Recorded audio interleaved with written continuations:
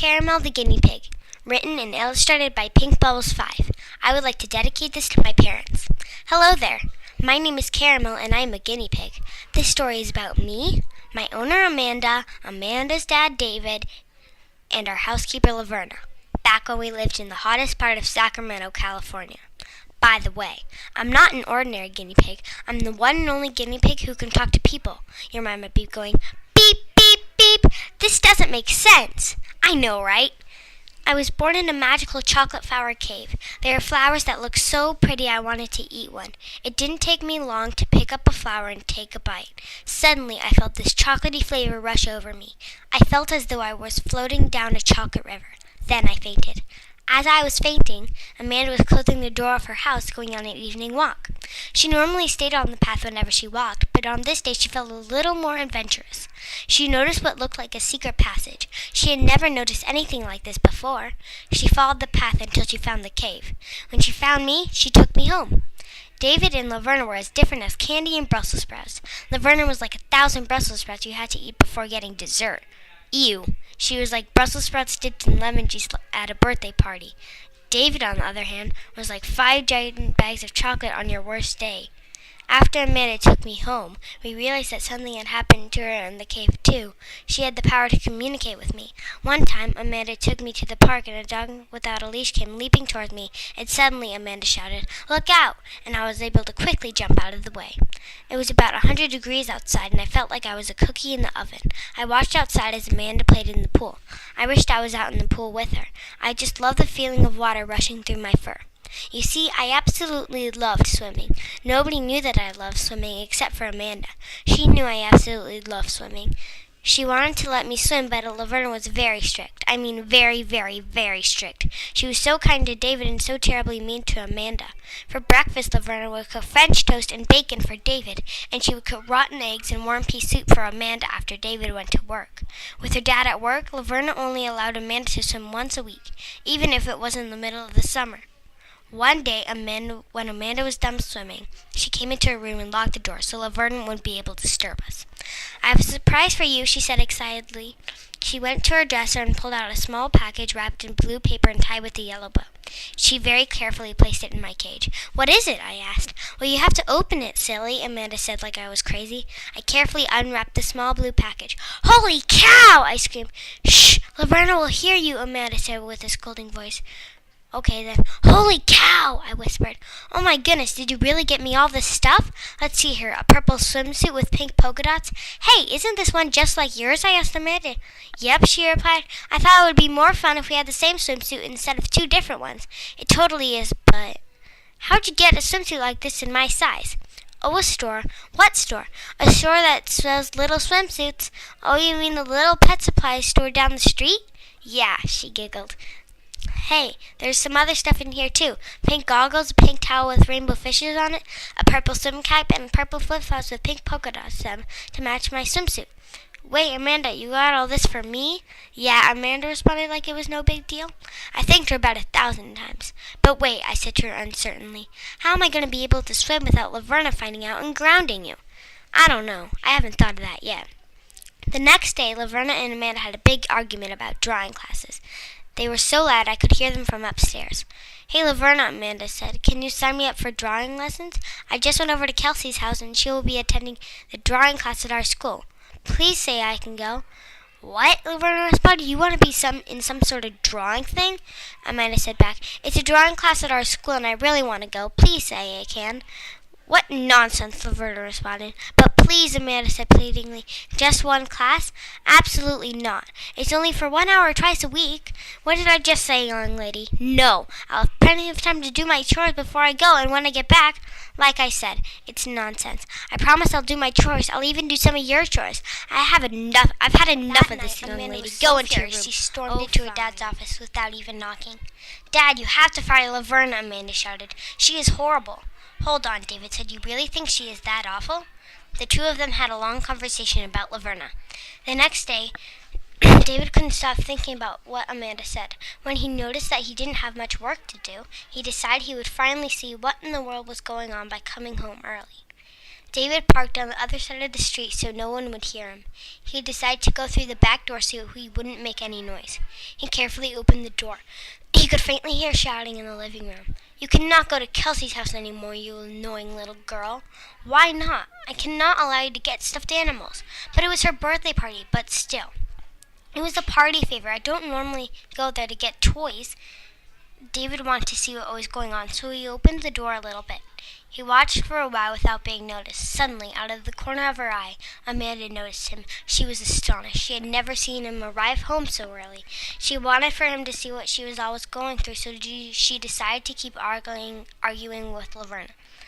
After they went on for a few more minutes, David showed himself. Laverna was horrified. "When did you get here?" she said in shock. "Why are you being mean to Amanda? She just went to her best friend's birthday party," David said. "Oh, I'm sorry, David. I don't normally act like this," Laverna said. "But Dad, she always acts like this. This is what I'm always telling you about," Amanda said. "Laverna, do you treat Amanda like this all the time?" David questioned Laverna. "Well, Laverna stuttered. "She does," Amanda said. "Laverna, you're fired. I cannot allow you to treat Amanda like this," David shouted. When Laverna went upstairs to pack her clothes, "She stole me." "Hey, wait," Amanda shouted. "Give Caramel back." "Never," Amanda said as she bolted out the door. "Dad," Amanda said, "she stole Caramel." "I saw, and she's not going to get away with it." Amanda and her dad quickly got in the car and started following Laverna. "Amanda," David said, "we have to make sure she does not see us, or else she will speed up and we won't be able to catch her." After 8 minutes, Laverna stopped. She was at the Great Mall. "What are we doing here?" David said to himself. "Why did she go straight to the mall?"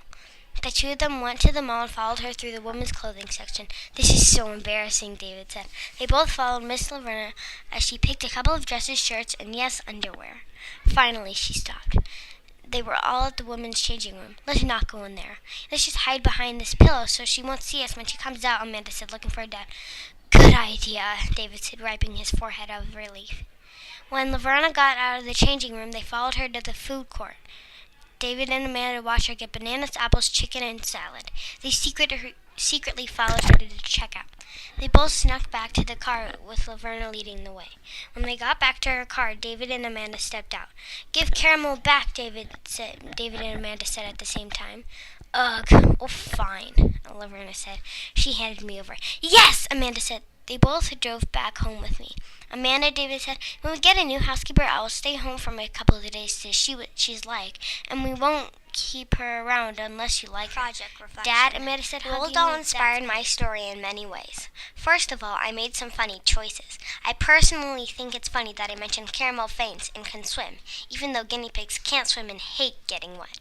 I got this idea from Willy Wonka, specifically from the book Charlie and the Great Gas Elevator. When I first thought of what character Caramel was like, I thought of Willy Wonka because he is a side-splitting character. I didn't think he was that funny in Charlie and the Chocolate Factory because Charlie was the main character and readers don't really get to know Willy Wonka just yet. One reason I like him is because he's an old man who jumps around like an energetic kid. He does things normal people would never do. It is ridiculously funny. My second reason is I made one of my protagonists, Amanda, a child, and I made my antagonist, Laverna, a grown-up. Roald Dahl always makes his protagonists children and his antagonists grown-ups. In Matilda is the protagonist, and Miss Trunchbull is the antagonist. Matilda tries to play tricks on Miss Trunchbull because she wants her to stop being mean to all the kids at school. Miss Trunchbull tries to stop Matilda from playing tricks on her.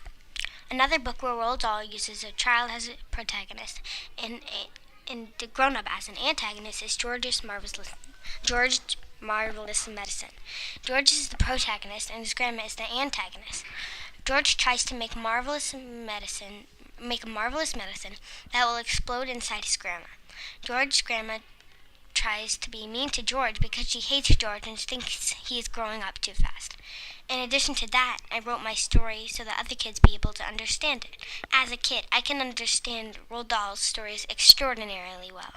One book I can really understand is S.E.O. Trot. The title is Tortoise, spelled backwards. Mr. Hoppy is in love with a woman named Mrs. Silver, but he does not know how to get her attention. Miss Silver wants Alfie to grow faster, so Mr. Hoppy buys new tortoises that are bigger and look just like Alfie.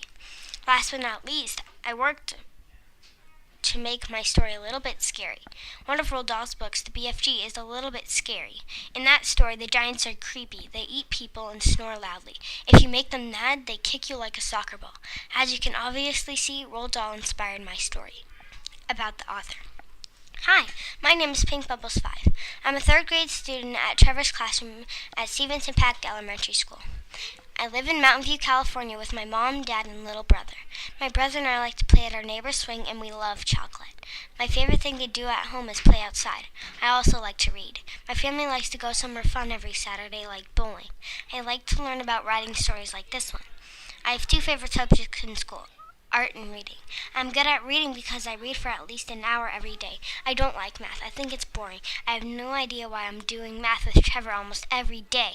I decided to write Caramel the Guinea Pig because I really like cute animals. This story also has kind of a dream world in it, and I like making things happen that wouldn't really happen in real life in my stories. During the process of writing this story, I learned that you can just make up the story as you go. You don't necessarily have to make a plan. I also learned that in writing stories, you really need to use your imagination. What I did right when I was writing my story is trying to think about what the character might do or say. I also thought about what the plot would be. Since I'm a person who likes everything to be happy, everything in the story turned out perfect. I learned that it is a conflict that makes the story interesting. If you don't have a conflict and people read it, they would think it's just blah blah blah. They will think you don't know how to write a good story. Please, if you ever write a story, use lots of conflict. In my story, Laverna tries to stop Amanda from doing stuff, and in Caramel, Amanda tried to get rid of her. Thank you so much for taking the time to read my story. I hope you liked it.